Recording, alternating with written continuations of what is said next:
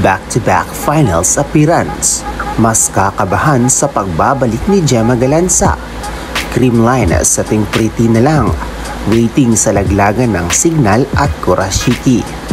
New history unlock para sa Creamline Cold Smasher.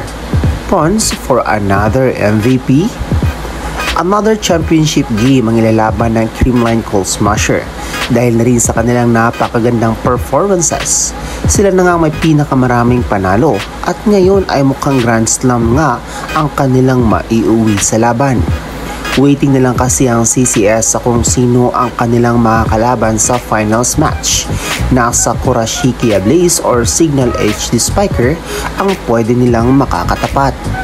This time ay walang kabana para sa Creamline dahil kung sino man ang mananalo sa Signal at Kurashiki ay mukhang paghahandaan naman talaga ng CCS. Sabi nga ni Bernadette Pons sa kanyang interview after the game ay mag-iensayo nga sila at paghahandaan nila kung sino ang mga katapat nila sa finals. It means na hindi magpapahinga ang Creamline at tuloy-tuloy pa rin ang improvement nila as a team. No doubt kung bakit ganun na lang talaga kahusay ang CCS in every game. Speaking of mahusay, babalik aksyon na nga ang Darna ng PVL na si Gemma Galanza matapos nating makitang nakipagbakbakan sina Vonnie Gandler at Dawn Macandili para sa Signal HD Spiker.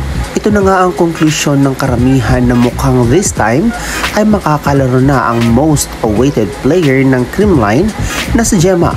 Although new ni Gemma naman this conference, subalit it's a finals matchup na nga kaya't kailangan pa rin talaga nila ng isa pang nangangain sa game. With the help of Gemma Galanza ay siguradong sure Grand Slam na ang Creamline. Magiging katakot-takot na nga ang CCS if magpapalitan sina Pons at Gemma. Sa OH position, Staunton, Gumabaw, BDL or Panaga, Negrito at Atienza.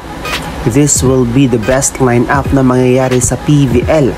Wala ngang tapon.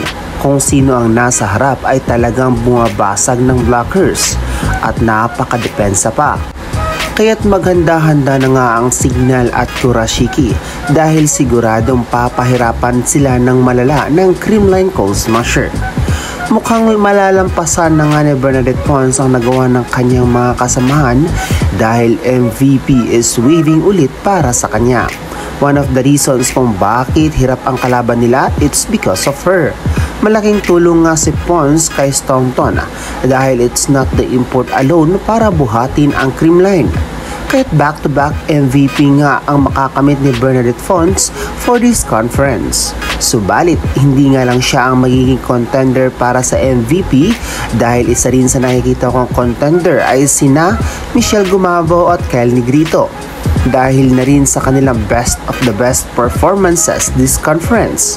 Kaya't kung sino man sa kanilang tatlo ang makakuha ng MVP award ay well-deserved pa rin talaga. Ikaw ka-Heartstrong, which team do you think ang makakalaban ng CCS para sa finals match? Sino kaya ang makakahablot ng MVP? Comment down below. So hanggang dito na lang muna mga Heartstrong. Do not forget to subscribe and click at pukpukin mo ang notification bell para updated ka sa ating mga video.